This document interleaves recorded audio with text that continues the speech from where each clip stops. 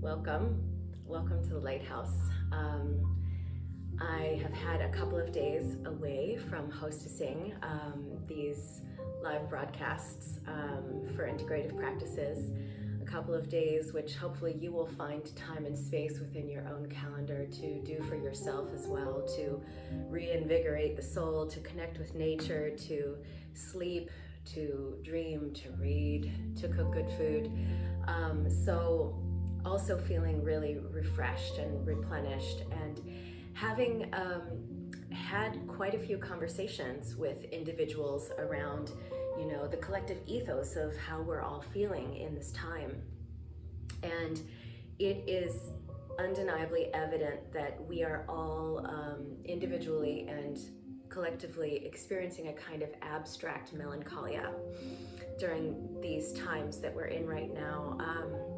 There is so much fire in our current world, and the emotional overload that is creating in our biochemistry is creating a much greater likelihood to feel like we're off our beam, or like we're depleted, or fill in the blank, a lot of different kind of symptoms that we're experiencing right now due to the fire in the world.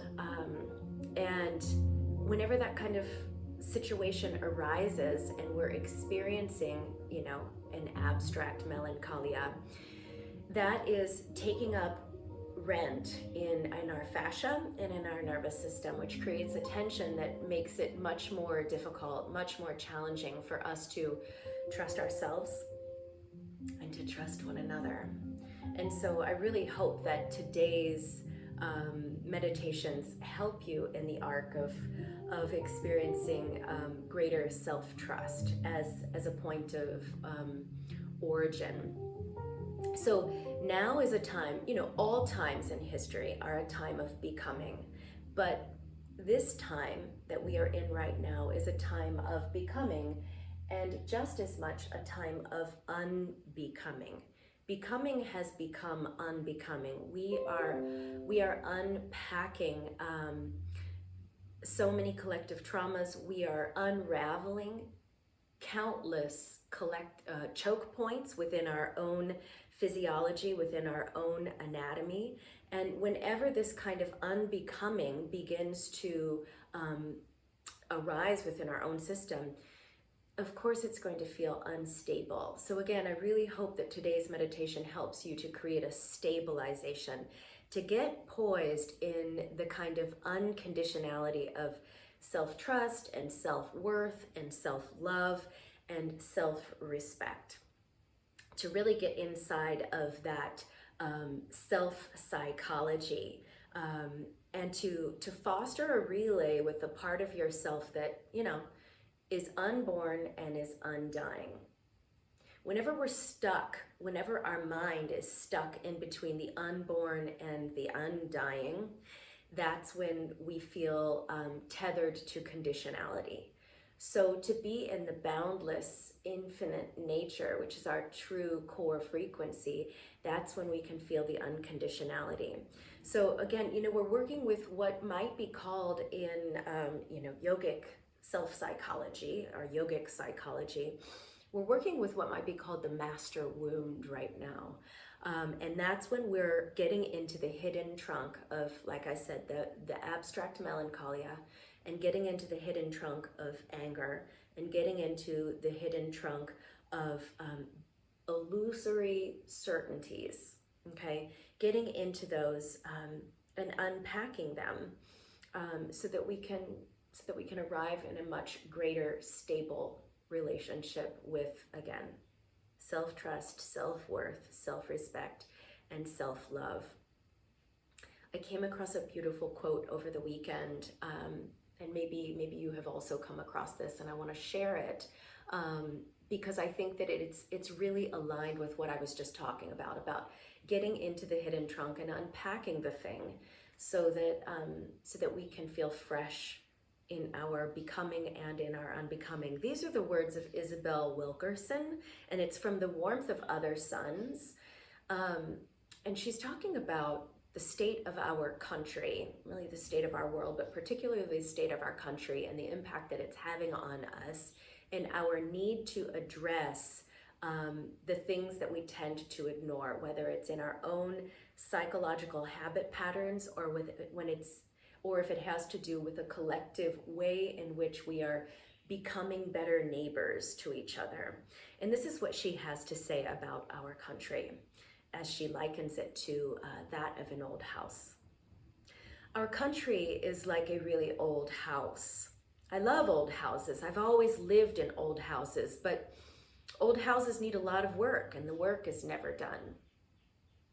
And just when you think you've finished one renovation, it's time to do something else. Something else has gone wrong, and that's what our country is like. And you may not want to go into the basement, but if you really don't go into the basement, it's your own peril.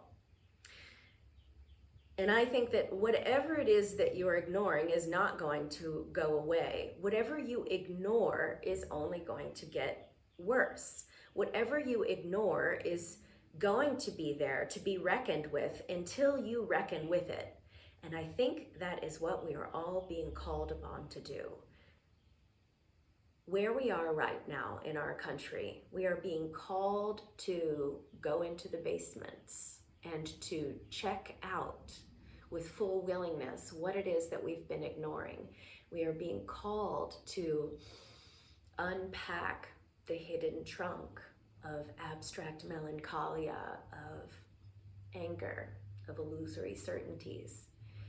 And this is the work that is going to help us continue to become and unbecome and then become better neighbors to each other, to become better humans towards one another. And of course, with all of this work that we do in IP, it always starts here before it can get projected out here.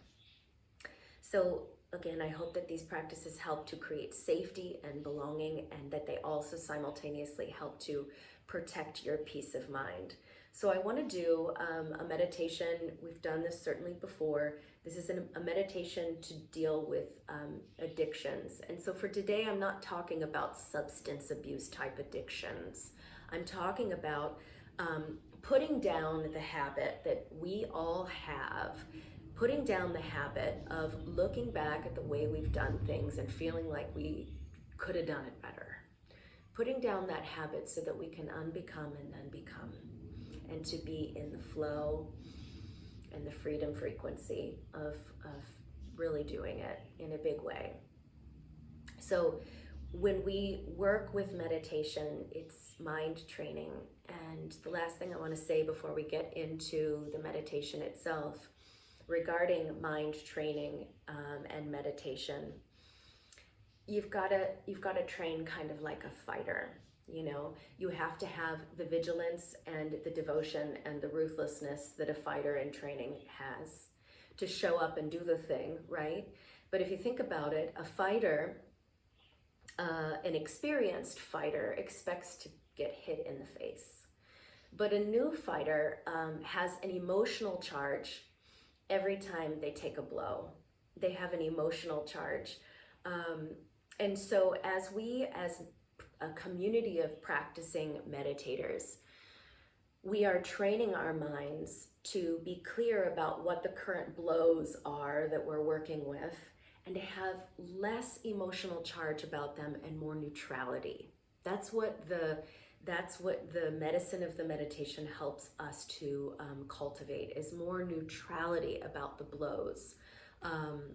So just take a moment to kind of get clear around what your starting point is, and recognize that, you know, as practitioners, it's very easy to think, I'm gonna tear out of these stables at 150 miles an hour and I'm gonna conquer the meditation, or I'm gonna conquer the whatever. But remember, my friends, that patience is also an action. Patience is a form of action. And so as a practitioner, be really willing to be very patient with yourself.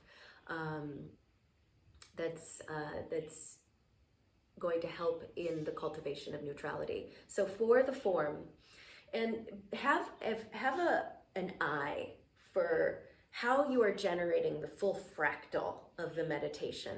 Have an eye for the sound that you're making, the recitation of it. Have an eye for how you're plugging in to the mudra aspect of it. Have an eye for the whole of your being, how you're sitting in your body. Have an eye for the way in which you're moving energy up and down through your body. Have an eye for where the sound is coming from. Is it coming from a contraction or a choke point in the throat? Or is it coming from, a deep hum in the belly? And on that note, I just want to articulate that, I've been doing this kind of, this particular style, if you will, of meditation for many, many years as a student of these yogic ways. And I still very regularly identify these choke points, like the sound is coming out of my throat instead of out of my core. So I want you to know that it is a practice. It is a practice, and we have to check in on the regular. I'm going to just, before I sing, I'm going to take a quick sip. So you're going to plug your index, middle, ring, and pinky fingers into the top of the palm, and then press the pad of the thumb into the temples. These are temples. These are gates. You are opening up the temple doors, if you will, of your mind so that you can get in there and integrate and elevate and activate the mind training. Again, we are laying down, we are putting down the habit of looking back and thinking that we could do it better, but cultivating a caliber of life energy so that we can step forward, full power, with clarity, with a heroic heart, with love, with compassion, with empathy, okay? So the mantra that you're going to work with while you sustain this mudra is sa, ta, na, ma, ra, ma, da, sa, se, so, hum. I know that's a bunch of seed sounds, but I'm going to sing it for you and with you, and so you can tune in to the melodic structure, and it'll hold the space for it. It really, the melody will do that for us. So create the mudra, sit up nice and tall. Take a couple of really big, wholehearted breaths in.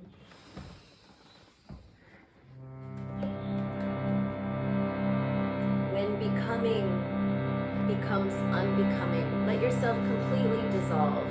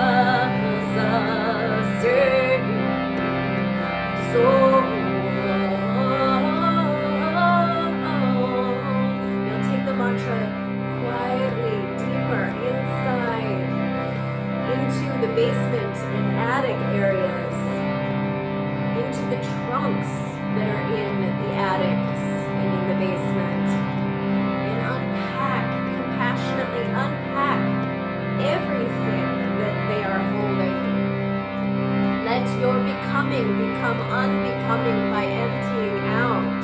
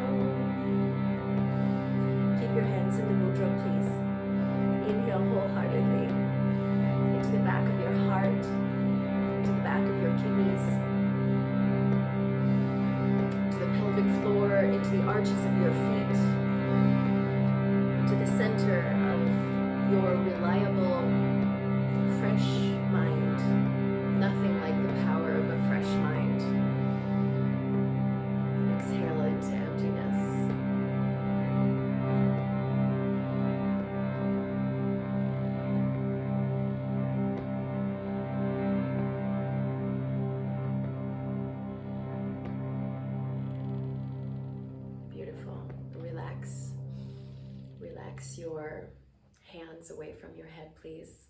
Take another huge breath in.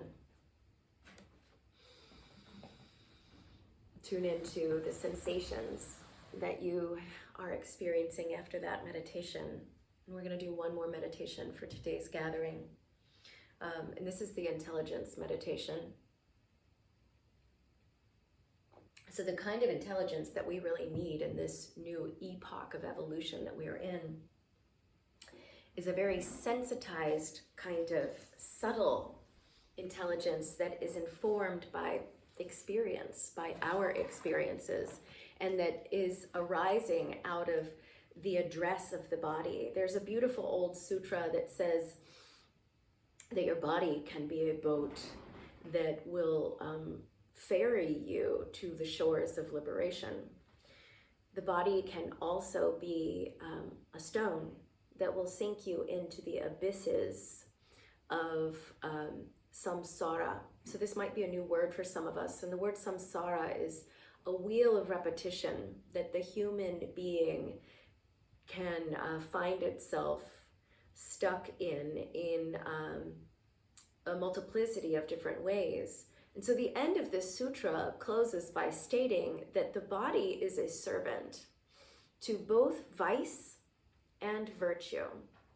And so that's why this addiction meditation that we're just emerging from, that's why a meditation like that is so useful for us to get clear about where the leaks are in our boat.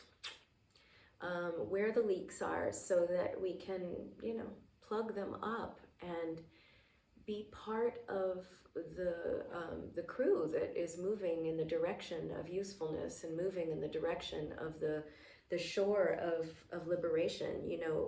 Meditation helps us to become like a quartz crystal. If you think about the clearest quartz crystal, it refracts whatever you put on it, right? And our human mind is like a quartz crystal. It can refract the negativity and the loops of darkness or neuroses or compulsion that we may have a relationship with. But it can also refract the intention of positivity, and that's why as practitioners, as a community of practitioners, we gather regularly to steer the ship of the mind in the direction of what is optimal. So, hold on, I'm just going to turn the page of my book here really quick, my mantra book. I want to give you the meditation, and then I'll sing for you. You're going to pull your ring finger down with your thumb, and you're going to move your Jupiter and your Saturn fingers apart from each other. This is your intention finger, and we know about this finger. It's a little bit of a troublemaker, right? So we're moving the energy of our tenacious relationship with feeling stuck in the troublemaking domain. We're moving it away from our more optimal mindset, okay? We're really getting inside of the self-psychology. And the way I want you to breathe, you don't have to do the mantra. This is the Thunderbolt mantra that I'm going to sing for you, which has a really powerful way of positioning us in the center of the yin and the yang, so that we have the power of our neutrality, so that we have the power of our equanimity, so that we have the clarity of being in the middle, in between, so that we can sort between the information and the disinformation. We can sort between the disinformation and the disinformation, and we always, all the while, have a very robust relationship with self-trust, self-respect, self-love, and self-worth.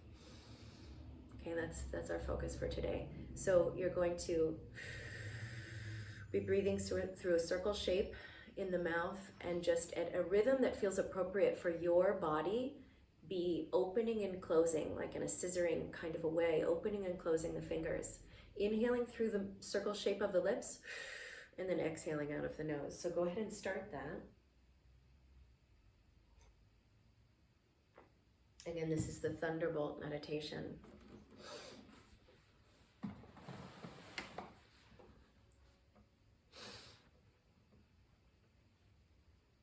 Creating a landscape in your own body. Remember, it's safe to be in your body.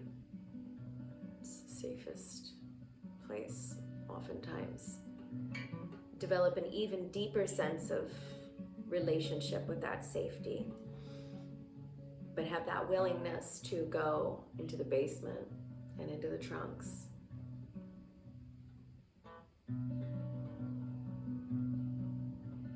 Antana sifati kana ante. Breathing deeply, so deeply. Antana karana denana ante. Antana vakan sunana ante. Antana jaba kita kare. Antana japa kita akare, antana karana kite bilalae, aho antena jana kohe, bahota keya bahota oe.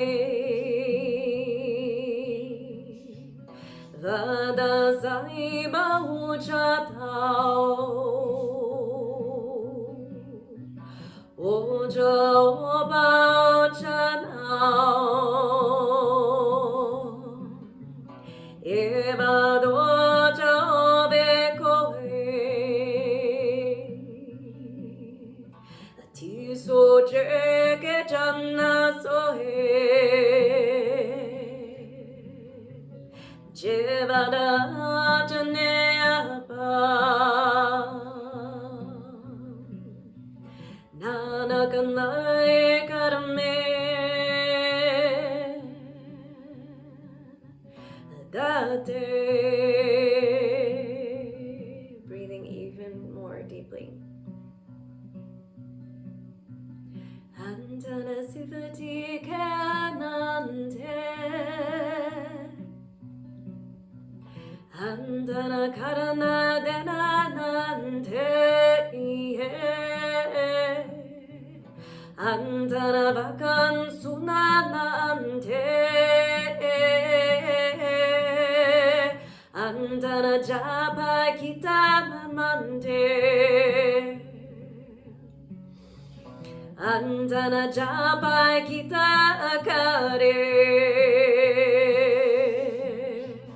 Andana japai paravare, andana karan kite bilalae, take andana pae, pae ijahe, iye. Andena jana kohe, bahota kenya bahota, vada saiba uchata, ucha bachana. Eva doja veikohe, atiso cheke janna sohe, jevada aptene apa, nana kanare karme, karmeta de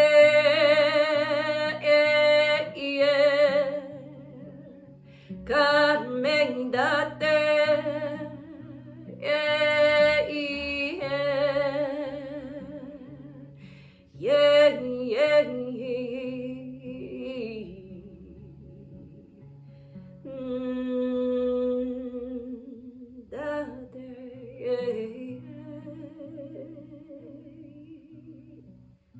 Three more breaths.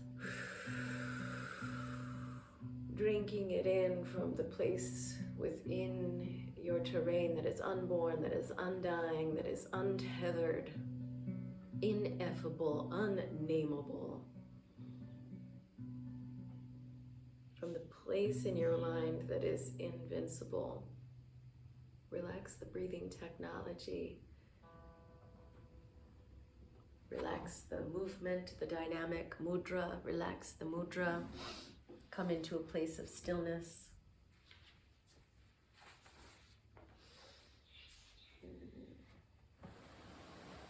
I want to read a poem to you in closing.